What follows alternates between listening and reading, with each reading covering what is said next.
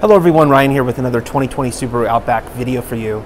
In this video we're going to show you the default tint on the stock trim of the upper trim levels of the 2020 Outback. On the lower level trims, they don't have the rear tint, but on the upper level trims they do. And we're going to show you how the tint actually measures using a tint meter inspection tool that will show us the light transmission of the stock tint.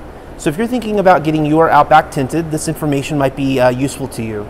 So we have our tinting expert here that's going to measure the tint right now. Just going to go ahead and place the meter on the window.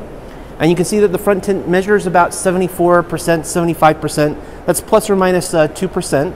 So we're right in there in the stock range. So you have 75% on the front glass right here.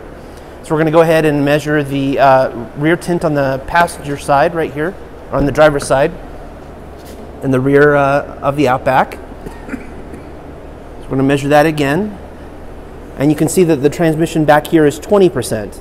So it's good to know if you're thinking about that. And then in the rear hatch, it's a little bit different. So we're going to go ahead and recalibrate the meter here and measure it again.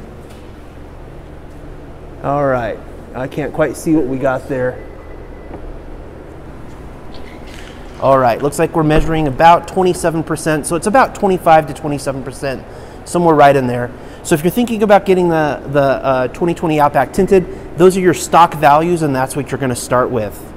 So our test vehicle today has been the 2020 Outback Limited XT. I'm the owner of this vehicle. I don't work for Subaru or a Subaru retailer. We're making these videos just to help other owners get the most out of their Outback. Thanks for watching.